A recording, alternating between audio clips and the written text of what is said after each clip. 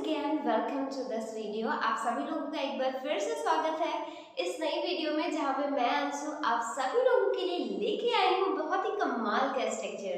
Yes guys, आज की video काफी ज्यादा लर्नेबल होने वाली है क्योंकि इस वीडियो में मैं आप लोगों के लिए लेके आई हूँ एडवांस इंग्लिश स्ट्रक्चर जो कि आपको नीड है, जिसकी आपको जरूरत है। तो आज के इस वीडियो में हम लोग सीखने वाले हैं ये सारे एडवांस इंग्लिश स्ट्रक्चर जो कि आप अपनी डे टू डे लाइफ में काफी ज्यादा यूज करते हैं। चलिए वीडियो को स्टार्ट करते हैं और देखते हैं कि इन सारे स्ट्रक्चर को हम कैसे यूज करते हैं। और वीडियो को स्टार्ट करने से पहले अगर आप इस चैनल पे नए हैं तो subscribe this channel and don't forget to press the bell icon. चलिए बढ़ते हैं और देखते हैं आज के हमारे स्ट्रक्चर को। तो आज के इस वीडियो में हम लोग सीखने वाले हैं the structure of is it okay. Next है I'm fed up with. Next है what was I supposed to do and however so sad का काफी एडवांस स्ट्रक्चर है। अभी देखते हैं इसका मतलब क्या होता है। जैसे कि यहाँ पे is it okay, इसका मतलब होता है क्या चलेगा। ओके मतलब जैसे हम सेंटेंस बोलते हैं ना कि अगर मैं कल आऊं तो क्या चलेगा। ओके अगर मैं खाना बना दूं तो क्या चलेगा, अगर मैं पढ़ा दूं तो क्या चलेगा। तो जब भी हम इस तरह की बातें करते हैं तो वहां पे हम यूज करते हैं इज इट ओके इफ। ठीक है, नेक्स्ट हम करेंगे I am fed up with का मतलब तंग आ गया हूं। जैसे हम बोलते हैं ना मैं तुम्हारे झूठ से तंग आ गया हूं, मैं तुमसे तंग आ गया हूं, मैं टीवी देखने से तंग आ गया हूं। तो वहां पे हम यूज करते हैं फेड अप विद का। नेक्स्ट है what was I supposed to do का। यहाँ पे इसका मतलब होता है और क्या करता। जैसे मैं वहां ना जाता तो क्या करता, तो और क्या करता। ठीक है, मैं उसकी मदद ना करता तो और क्या करता। तो वहां पे हम यूज करते हैं ये वाला सेंटेंस। ठीक है, ये वाला स्ट्रक्चर। However यूज आज हम लोग पढ़ेंगे, इसका मतलब होता है चाहे जैसे। ओके चाहे जैसे भी हो, चाहे जैसा भी है वो मेरा भाई है, इस तरह से। सो शैल मतलब होता है ये ना करूं तो क्या करूं। ओके मतलब मैं तुम्हारी उसकी मदद ना करूं तो क्या करूं। तो जब भी हम इस तरह के एडवांस स्ट्रक्चर हम अपनी डे टू डे लाइफ में काफी ज्यादा यूज करते हैं, तो आज हम लोग कवर करने वाले हैं ये 5 एडवांस इंग्लिश स्ट्रक्चर। तो बने रहिए इस वीडियो के साथ क्योंकि ये वीडियो काफी ज्यादा लर्नेबल होने वाली है हमारे साथ। ठीक है, तो चलिए बढ़ते हैं और स्टार्ट करते हैं आज का हमारा सेशन और पढ़ते हैं आज के हमारे पहले स्ट्रक्चर को जो कि है इज इट ओके इफ का। ठीक है, सो सबसे पहले मैं इसको मिटा देती हूँ and after that I will go ahead. देखिए तो आज का हमारा सबसे पहला जो यूज है उसको हम पढ़ते हैं। तो हमारा पहला यूज है इज इट ओके इफ का। ठीक है, सो हियर सबसे पहले मैं आप लोगों को एक स्ट्रक्चर बताऊंगी, इससे आप सेंटेंस कैसे क्रिएट करें। तो यहाँ पे वो मैंने इसको मिटा दिया है and now let's see the sum of the structure. तो सबसे पहले यहाँ पे हमारा सबसे पहले इस तरह का क्या चलेगा। ठीक है, तो अगर हमें इस तरह के सेंटेंस अपनी डे टू डे लाइफ में बोलने हुए कि मैं ये करूँ तो क्या चलेगा, तो जब भी आपको इस तरह के सेंटेंस को बोलना हुआ तो उसके लिए स्ट्रक्चर जो है वो स्ट्रक्चर है। सबसे पहले यहाँ पे आपको स्ट्रक्चर मैं लिखवा देती हूँ इज इट ओके इफ। यहाँ पे आपको यूज करना है सब्जेक्ट, वर्ब की first form am, object use करना है क्वेश्चन मार्क यूज करना है। ठीक है, ये है आपका स्ट्रक्चर। ओके इसका सेंस होता है जैसे जब हम बोलते हैं बातों को कि अगर मैं कल आऊं तो क्या चलेगा, अगर मैं खाना बनाऊं तो क्या चलेगा, अगर मैं झूठ बोलूं तो क्या चलेगा, अगर मैं तुम्हारी मदद कर दूं तो क्या चलेगा। तो जब भी हम इस तरह के सेंटेंस के बारे में बात करते हैं कि मैं ये कर दूं तो क्या चलेगा, तो वहां पे हम यूज करते हैं इज इट ओके इफ का। ठीक है, कैसे करेंगे चलिए हम सेंटेंस लेते हैं। तो यहाँ पे हमारा पहला जो सेंटेंस है, पहला मैं यहाँ पे सेंटेंस यूज करने जा रही हूँ।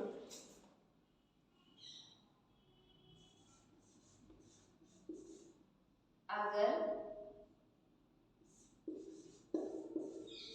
मैं कल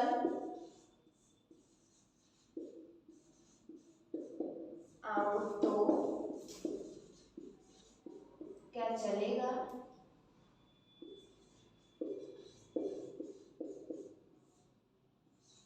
ठीक है, सपोज आपके फ्रेंड ने कहा कि आज तुम्हें मेरे घर पे आना है, ठीक है। तो आपने कहा आज तो मेरे पास टाइम नहीं है, लेकिन अगर मैं कल आऊं तो क्या चलेगा? ओके, ऐसे आप अपने फ्रेंड्स लोगों से यूज करते हैं ना, अगर आज तो मेरे पास टाइम नहीं है लेकिन अगर मैं कल आऊं तो क्या चलेगा? तो जब भी हम बात करते हैं अगर मैं ये काम करूं तो क्या चलेगा, तो वहां पे हम यूज करते हैं is it okay if I. Okay, चलेगा क्या, ठीक है। अब चलिए इसको बनाते हैं इंग्लिश में। तो सबसे पहले हम क्या यूज करेंगे, इज इट ओके इफ का, ठीक है। ये इफ है, आप यू मत समझ लीजिएगा, ठीक है। तो यहाँ पे हम सबसे पहले यूज करेंगे इज इट ओके इफ। अब यहाँ पे हमारा सब्जेक्ट क्या है, मैं कल आऊं तो, ठीक है। तो मैं कल आऊं मतलब इफ तो हो गया हमारा अगर मैं, ठीक है। अगर अब सब्जेक्ट क्या है, मैं, तो मैं की इंग्लिश होती है यहाँ पे आई, ठीक है। इफ आई, अब एक काम क्या हो रहा है, आऊं, आने का है ना, तो यहाँ पे मैंने यूज कर दिया कम। आपके भी फर्स्ट फॉर्म यूज करना है, इफ आई कम। अब कब आने की बात हो रही है हमारा, मतलब कब आने की बात हो रही है, कल आने की बात हो रही है। तो कल की इंग्लिश क्या होती है, टुमारो,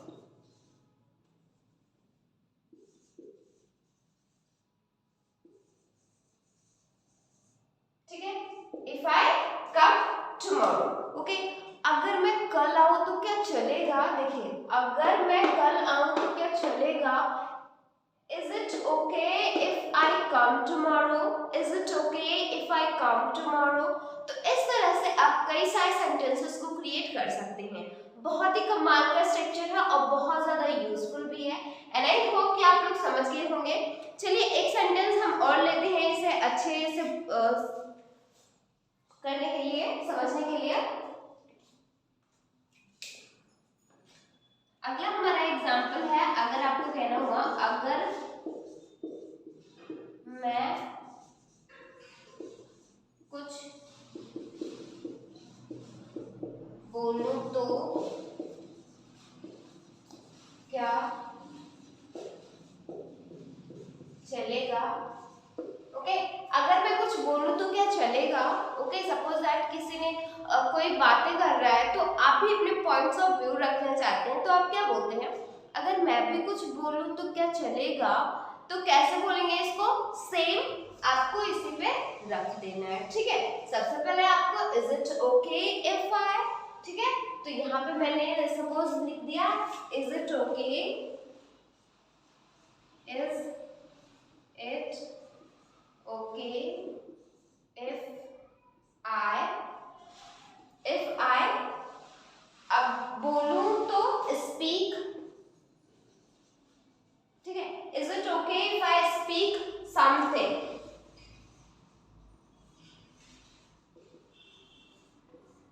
ओके।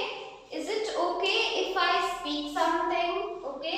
तो इस तरह से आप कई सारे सेंटेंसेस को क्रिएट कर सकते हैं। तो ये तो रहा आज का हमारा पहला स्ट्रक्चर, जो कि काफी कमाल का है और बहुत ज्यादा स्पीक होता है। मैं आप लोगों को कुछ सेंटेंस स्पीक कर दे रही हूँ जिसको आपको इंग्लिश में क्रिएट करना है। जैसे अगर आपको कहना हुआ अगर मैं कल फोन करूँ तो क्या चलेगा, अगर मैं तुमसे कल मिलूं तो क्या चलेगा, ठीक है। अगर मैं तुम्हें कल फोन करूं तो क्या चलेगा, अगर मैं तुमसे कल मिलूं तो क्या चलेगा, अगर मैं बाद में बात करूं तो क्या चलेगा, अगर मैं बाद में बात करूं तो क्या चलेगा, अगर मैं ये काम कर दूं तो क्या चलेगा, अगर मैं नया फोन ले लूं तो क्या चलेगा, ठीक है। तो ये सारे सेंटेंसेस हैं जिसको आपको इंग्लिश में क्रिएट करना है। आई होप आप लोग समझ गए होंगे। चलिए आगे बढ़ते हैं और देखते हैं आज के हमारे अगले एडवांस स्ट्रक्चर को। सो सबसे पहले I need to rub with this. तो सबसे पहले मैं इसे मिटा देती हूँ।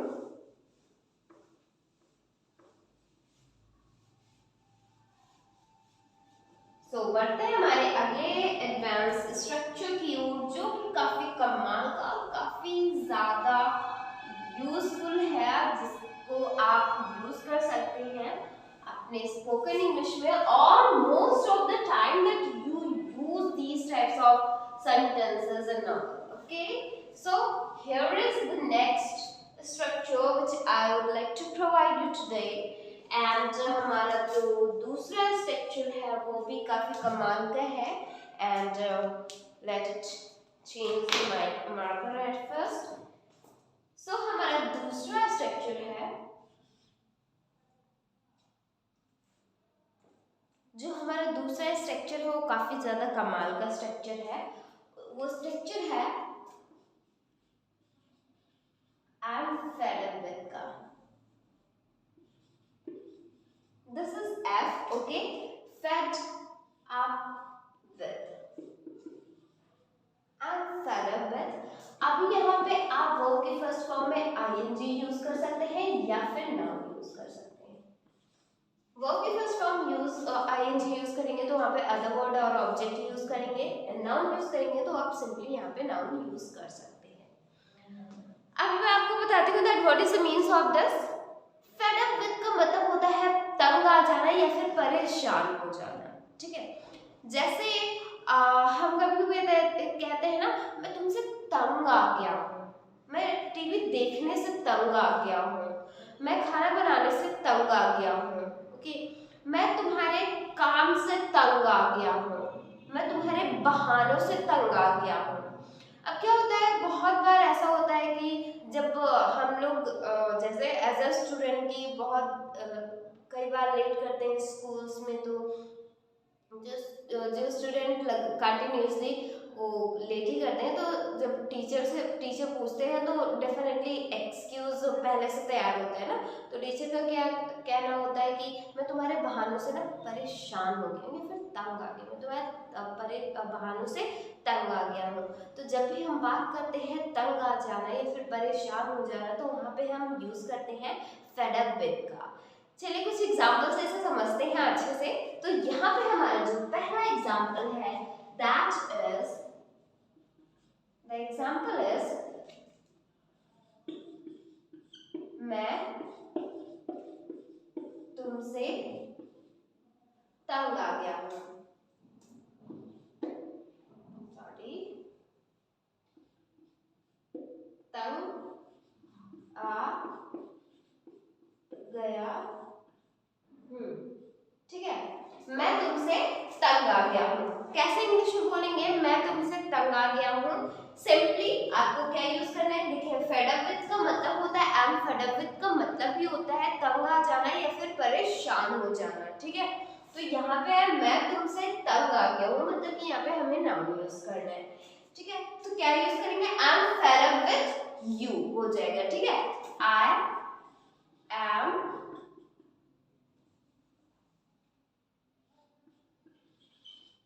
फेड अप विद यू, मतलब किससे तंग आ गया हूँ, तुमसे, तुमसे बोले तो यू, ठीक है। I am fed up with you, मैं तुमसे तंग आ गया हूँ, ओके। अगला एग्जाम्पल आता है, अगला अगर आपको कहना हुआ, अब हम एक वर्ब से ले लेते हैं, जैसे मैं खाना बनाने से तंग आ गया हूँ,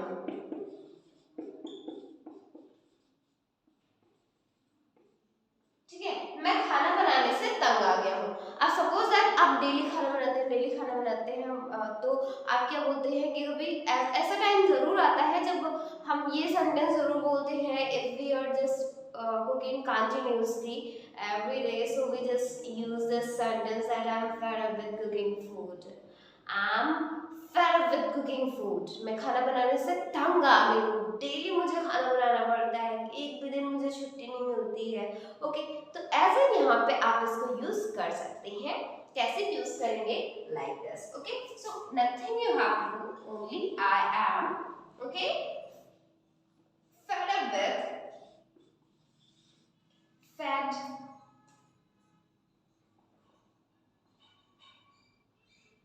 up with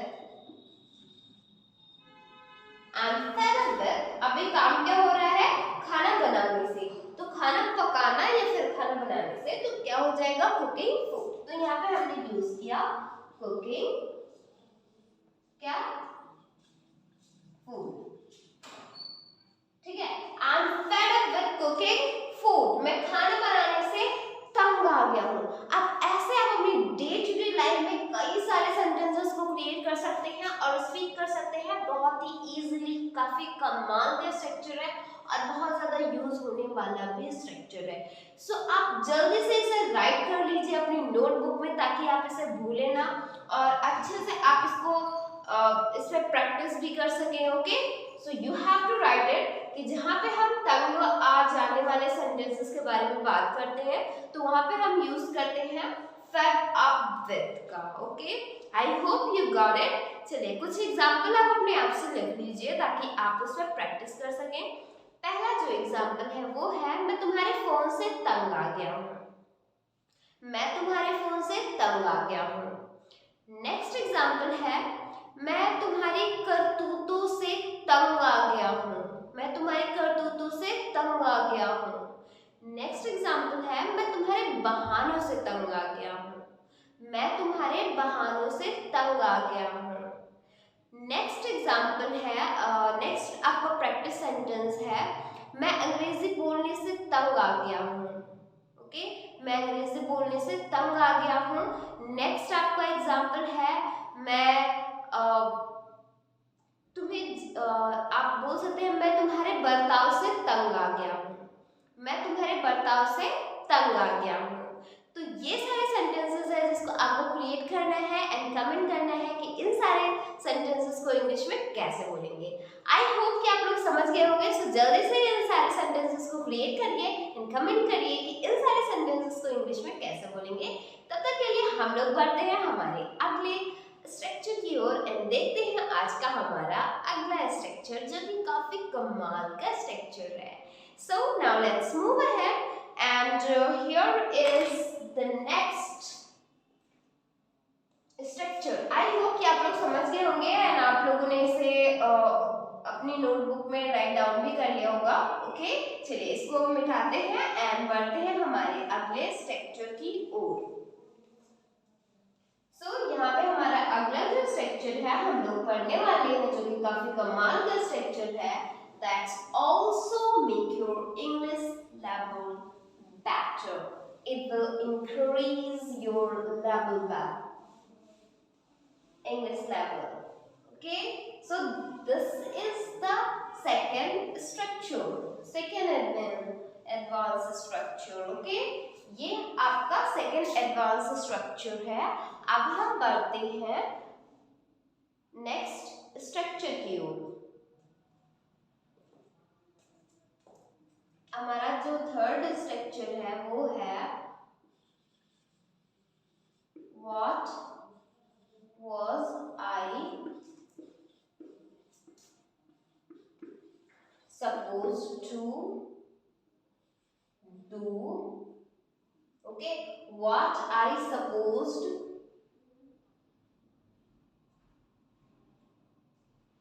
what I was supposed to do and यहाँ पे आपको यूज कर देना है any sentence।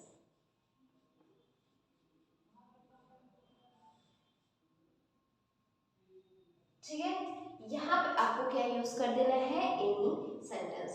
What was I supposed to do, फिर यहाँ पे आपको यूज करना है कोई भी सेंटेंस। यहाँ पे आप यूज कर सकते हैं, किसी भी फॉर्म का यूज कर सकते हैं, कैसा भी सेंटेंस हो आप यहाँ पे इसको यूज कर सकते हैं।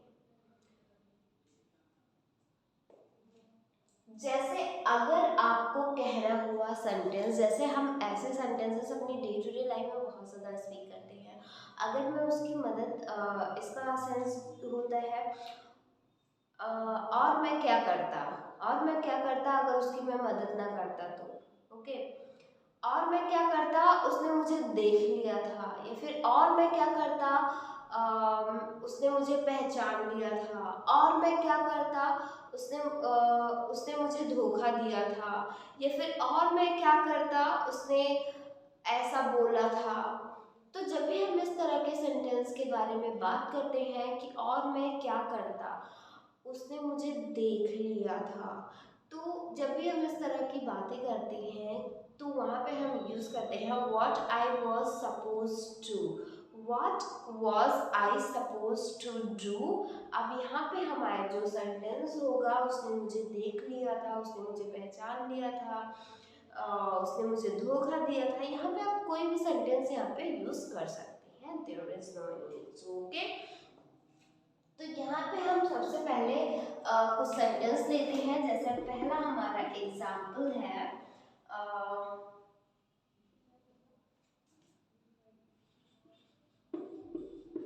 और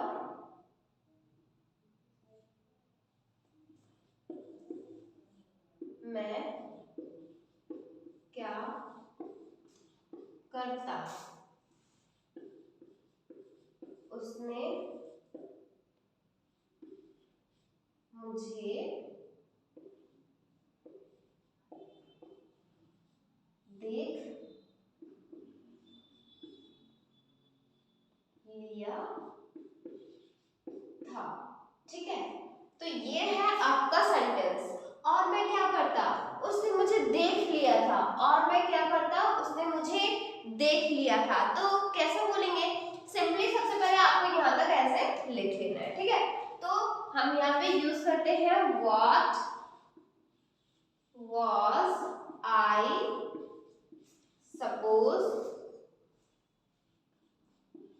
supposed to do। अभी उसने मुझे देख लिया था, तो यहाँ पे क्या हो जाएगा, उसने मतलब ही या शी आप यूज कर सकते हैं, she had seen me। ठीक है, she had seen me।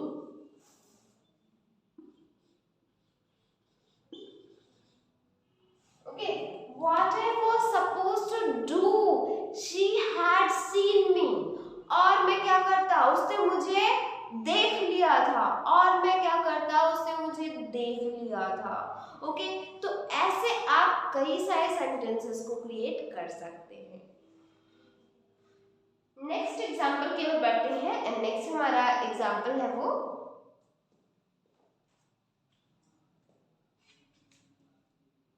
अगला एग्जांपल है, अगर आपको कहना हुआ और मैं क्या करता,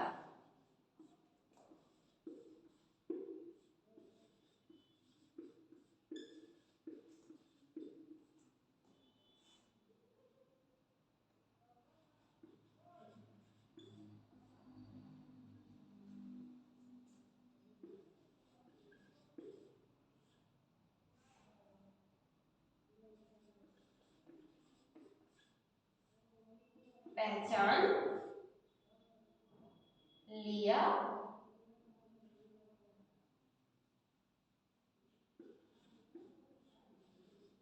था, और मैं क्या करता, उसने मुझे पहचान लिया था। ठीक है,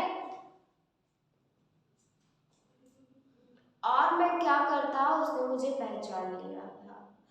तो कैसे इसको इंग्लिश में बोलेंगे, सिंपली सबसे पहले आपको यहां तक यूज कर लेना है। तो सबसे पहले what was I supposed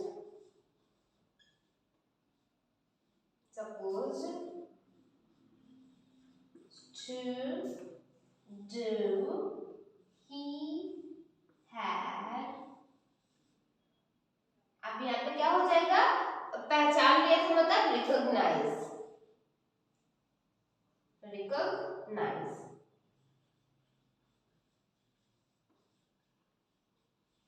recognized me। okay, what was I supposed to do, she या फिर she या फिर he। okay, he had recognized me, और मैं क्या करता, उसने मुझे पहचान लिया था।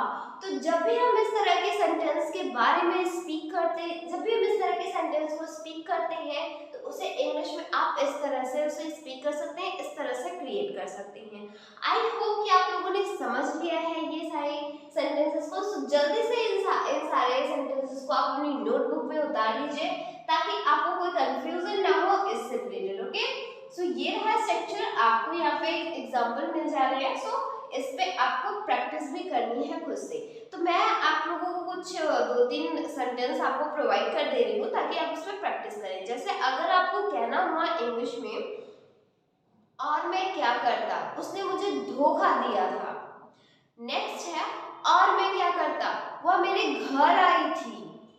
और मैं क्या करता, उसने मेरा फोन चुरा लिया था।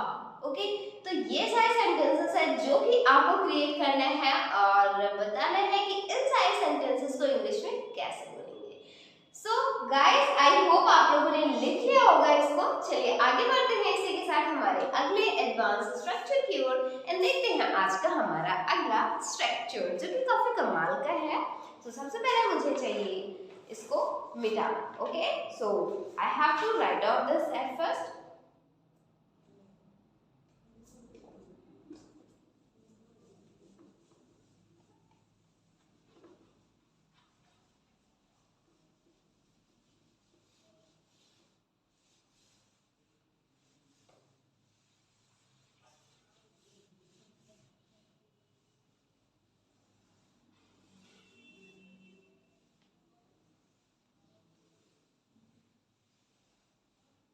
चलिए आगे बढ़ते हैं एंड देखते हैं आज का हमारा अगला स्ट्रक्चर।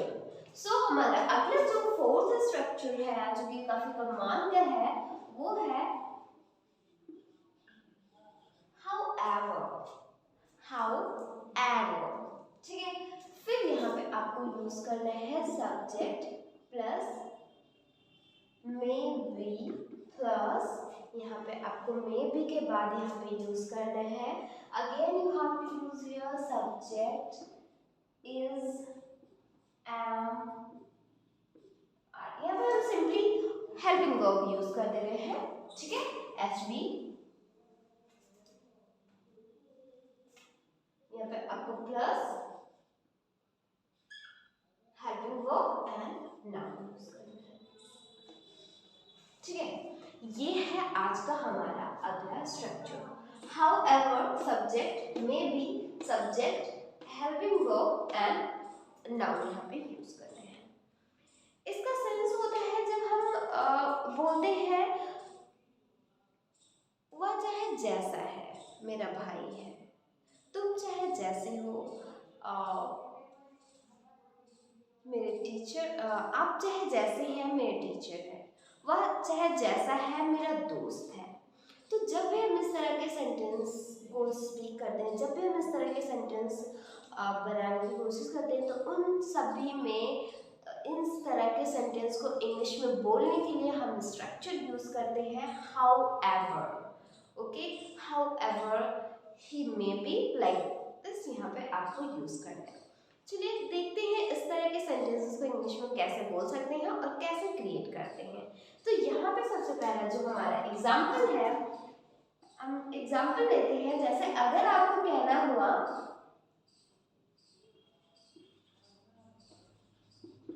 वह चाहे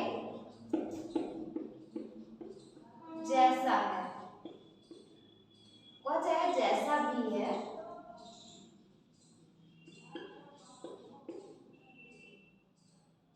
वह चाहे जैसा भी है मेरा भाई है, वह मेरा भाई है, वह मेरा भाई है।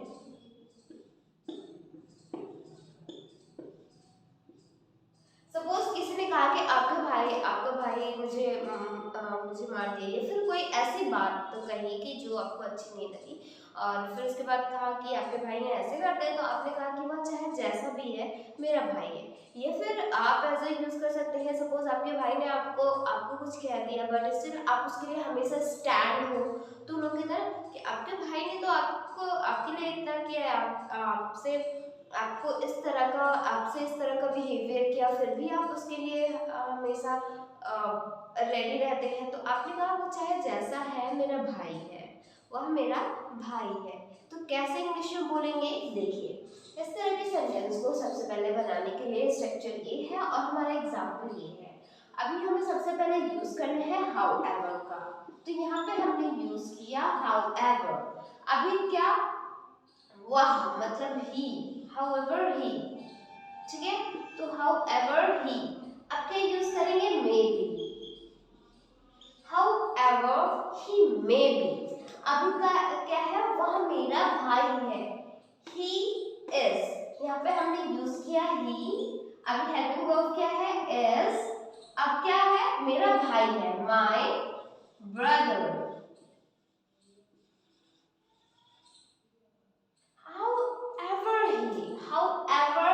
He may be, he is my brother। However he may be, he is my brother। वो चाहे जैसा है मेरा भाई है। नेक्स्ट है,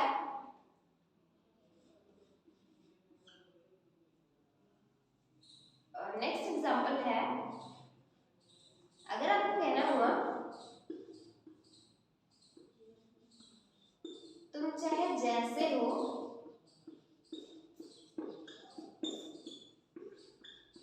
तुम मेरे दोस्त हो।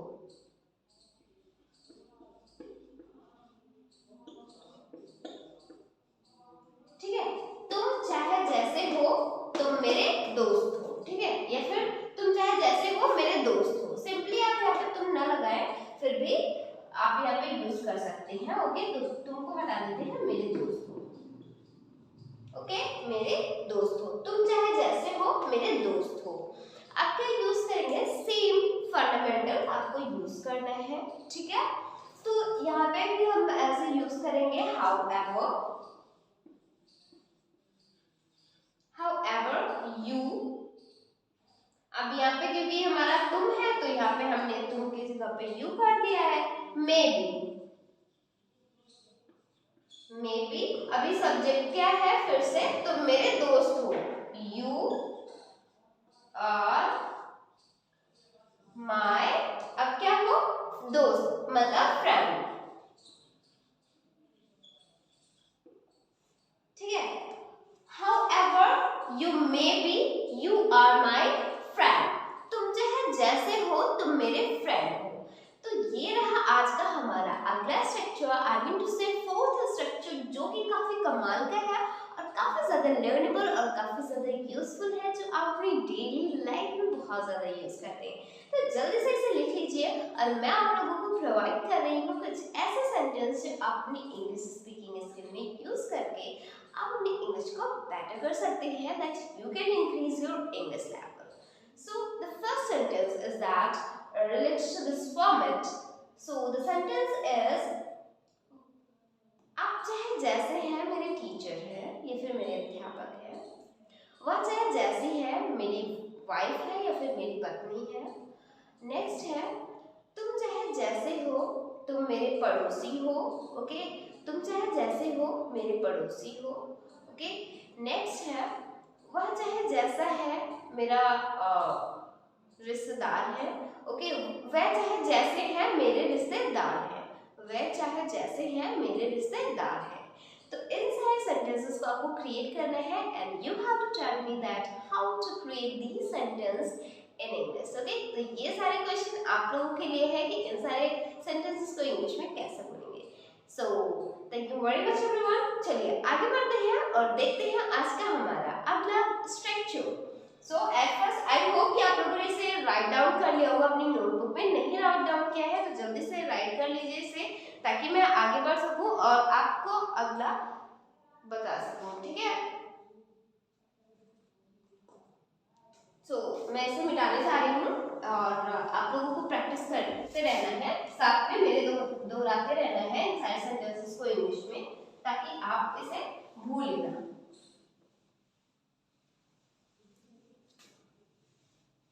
चलिए अगला है हमारा अगला स्ट्रक्चर है सो शैल का। किसका है?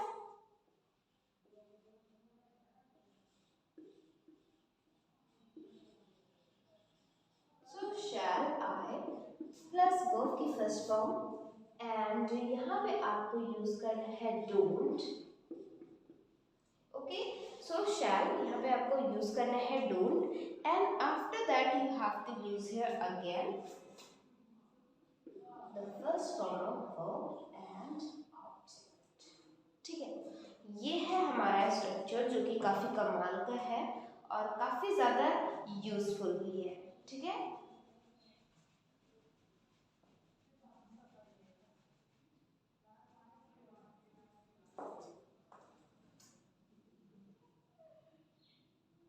यहाँ पे एक और आपको यूज करना है इफ प्लस डोंट। ठीक है, यहाँ पे आपको इफ का यूज करना है, इफ डोंट का। ठीक है, अभी इसका सेंस होता है जैसे जब हम बात करते हैं कि जब हम कहते हैं ना कि हंसो ना तो क्या रो, हंसो ना तो क्या रो,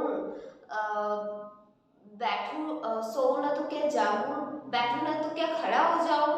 ओके, तो ऐसा जब हम किसी को मतलब तुरंत जब कोई कुछ पूछता है तो हम उसका उल्टा जवाब देते हैं ना, तो वहाँ पे हम इसको यूज करते हैं। किसी ने कहा कि अच्छा बड़े हंस रहे हो, तो आप क्या बोलते हैं, हंसो ना तो क्या रो। ओके, आपका क्या सेंस है कि मैं रोऊं आज।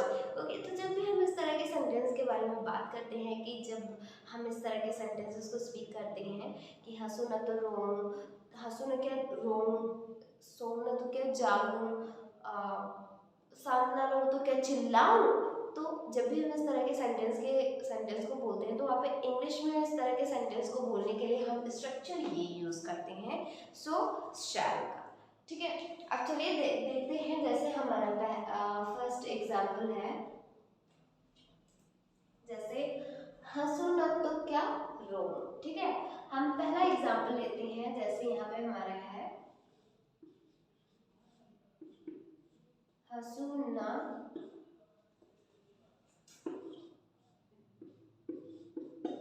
तो क्या रो, हंसो ना तो क्या रो। यहाँ पे एक और आपको करना है कि क्वेश्चन मार्क लगा देना है। ठीक है, तो हंसो ना तो क्या रो, तो सबसे पहले क्या यूज करना है, सो शैल आई का। ठीक है, यहाँ पे मैंने यूज किया सो शैल आई। अब काम क्या हो रहा है, सबसे पहले रो। ओके, हंसो ना तो क्या रो, सो शैल आई क्राई। क्राई जो सबसे बाद में जो वर्ब होगा उसको पहले, और जो पहले वाला होगा वो यहाँ पे यूज होगा। ठीक है, you have to clear this thing कि जो यहाँ पे हमारा वर्ब होगा, लास्ट में जो वर्ब होगा वो यहाँ पे यूज होगा, मतलब पहले यूज होगा, और जो पहला वाला वर्ब होगा वो लास्ट में यूज होगा, इफ डोंट के बाद यूज होगा। ठीक है, तो so shall I cry. If don't laugh यहाँ पे यूज कर देंगे।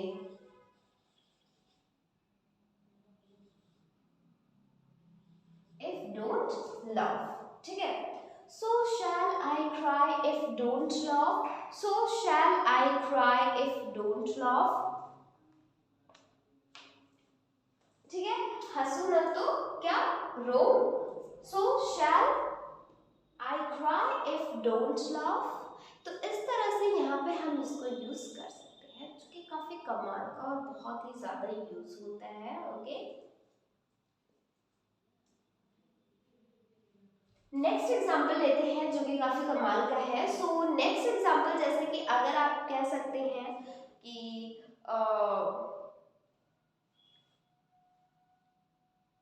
चुप ना रहूं तो क्या नाचूं। ओके, चुप ना रहूं तो क्या नाचूं, ऐसे भी हम सेंटेंस स्पीक करते हैं ना। चलिए देखते हैं कि इस तरह के सेंटेंस को हम इसे कैसे स्पीक करेंगे। तो यहाँ पे सबसे पहले चुप ना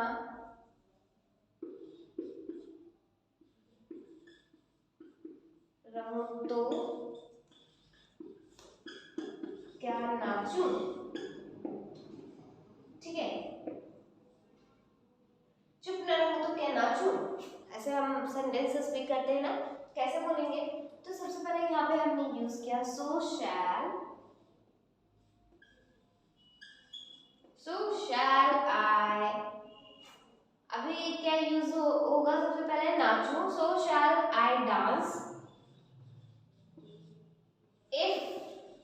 डोंट, डोंट यूज कर दिया। इफ डोंट काफी कमाल का और काफी ज्यादा यूज होता है, और मतलब बहुत ही ज्यादा। तो यहाँ पे हमारा काम क्या हो रहा है, चुप होने का। बहुत ज्यादा इस तरह के सेंटेंस को आप लोग यूज करते हैं, सॉरी, ठीक है। तो इस तरह से आप इसको यूज कर सकते हैं, ठीक है। So shall I dance if don't quiet, if don't, if don't keep quiet, यहाँ पे आप यूज कर सकते हैं।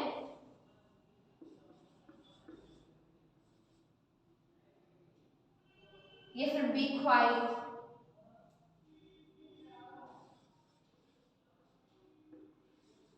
Okay. If don't keep quiet, और if don't be quiet, if don't be quiet, ठीक है। तो इस तरह से आप कई सारे सेंटेंसेस को स्पीक कर सकते हैं कि so shall I cry if don't laugh, हंसू न तो क्या रो, या फिर हंसू नाचू न, चुप न रहूं तो क्या नाचूं। तो जब भी हम इस तरह के सेंटेंस के बारे में बात करते हैं, या फिर इस तरह के सेंटेंस को इंग्लिश में बनाने के लिए स्ट्रक्चर है, और इस तरह से आप ढेर सारे सेंटेंसेस को क्रिएट कर सकते हैं, जो कि काफ़ी कमाल का है और बहुत ज़्यादा यूज भी होता है। तो जल्द से आप इसको नोट डाउन कर लीजिए, राइट कर लीजिए अपनी नोटबुक में, ताकि आप इसे भूलें ना और इस पे आप प्रैक्टिस करते रहें। सो चलिए आगे बढ़ते हैं। और मैं, ये तो हमारा 5 स्ट्रक्चर डन हो गया, जो कि एडवांस स्ट्रक्चर है और काफ़ी कमाल का है और बहुत ज़्यादा यूज भी होता है। तो आप अपने लिए कुछ स्ट्रक्चर, कुछ एग्जाम्पल लिख लीजिए ताकि आप उस पर प्रैक्टिस कर सकें। तो पहला एग्जाम्पल है, जैसे अगर आपको कहना हुआ चुप ना रहूं तो क्या चिल्लाऊं, ओके, बैठूं ना तो क्या खड़ा हो जाऊं, ओके, खाऊं ना तो क्या भूखे रह जाऊं, ओके। तो ये है, बस मैंने थोड़ा सा सेंटेंस दिया है, 3 प्रैक्टिस सेंटेंस है, जो कि आपको इंग्लिश में क्रिएट करना है। आई होप गाइस कि आप लोग क्रिएट करेंगे और अपनी इंग्लिश को इम्प्रूव करेंगे। तो अगर चाहते हैं आप अपनी इंग्लिश को इम्प्रूव करना, you have to follow these types of structure and you have to try to speak English, okay. This is the practice sentence. By practicing you can use and you can make your English better. So hey everyone, this is enough for you all, and this is enough in this video. आज की इस video में बस इतना काफ़ी है। हम मिलते हैं हमारी अगली वीडियो में, एंड आई होप कि मैंने आज आप लोगों को जितने भी स्ट्रक्चर पढ़ाए हैं वो सारे स्ट्रक्चर आप लोगों को समझ में आए होंगे। So thank you so much everyone for watching this video. इस पर प्रैक्टिस जरूर करिएगा। Till then take care and have a wonderful time. हम मिलते हैं हमारी अगली क्लास में।